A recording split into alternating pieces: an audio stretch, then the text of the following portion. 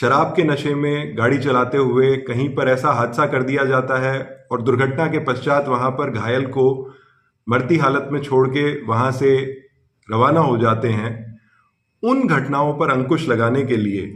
इस कानून को लागू किया जा रहा है। यह कानून उन लोगों के ऊपर यह रियायत जो धारा 134 मोटर वाहन अधिनियम के द्वारा दी गई है उसमें कोई परिवर्तन नहीं करता है। वर्तमान में भारतीय न्याय संहिता के विरोध में कुछ ट्रांसपोर्ट यूनियंस के द्वारा वाहन चालकों के द्वारा विरोध प्रदर्शन किया गया तथा ज्ञापन इस कार्यालय में दिए गए हैं। मैं आप सभी से अनुरोध करना चाहूँगा कि आप भारतीय न्याय संहिता की धारा 106 के विरोध में जो प्रदर्शन कर रहे हैं इसके संबंध में कुछ भ्रांतियां हैं, जिन भ्रांतियों को मैं आज आपके समक्ष क्लियर करना चाहूँगा। सबसे पहले मैं आपको बताना चाहूँगा कि इसके लागू होने से किसी भी प्रकार का परिवर्तन मोटर वाहन अधिनियम यानी मोटर व्हीकल एक्ट की धारा 134 में नहीं हुआ है। धारा 134 ये कहती है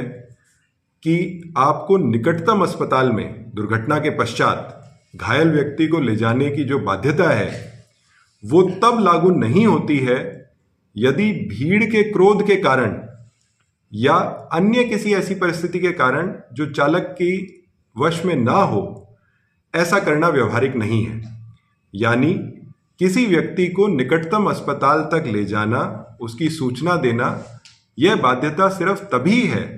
जब उस व्यक्ति को भीड़ के आक्रोश के कारण स्वयं के जानमाल का कोई खतरा ना हो।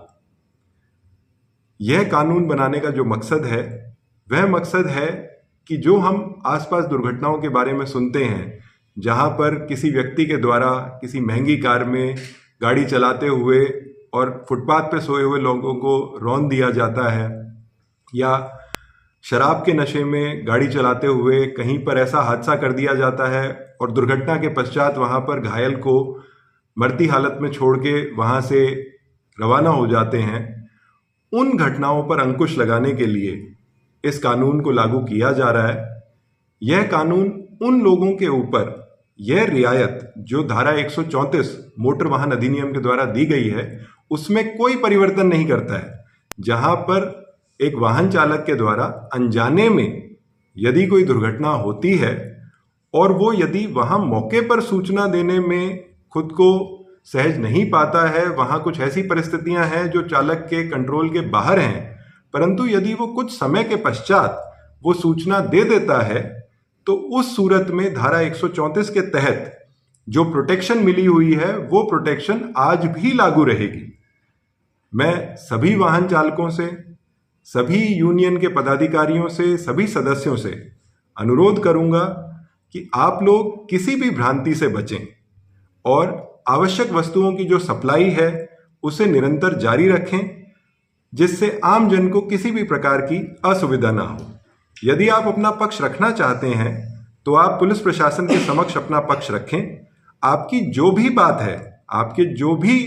विचार हैं, आपका जो भी मत है, हम उसके बारे में आपको जो इस कानून को लागू करने के समक्ष मत रहा है वो आपके समक्ष रखेंगे। जो आपकी बात है उसे सरकार तक पहुंचाएंगे और उसके ऊपर ये युक्ति युक्त प्रयास करेंगे कि उसका कोई समाधान निकले। परंतु इस तरह से आम जन को जो परेशानियां उठानी पड़ रही हैं, मुझे विश्वास है कि आप लोग भी एक बार इन भ्रांतियों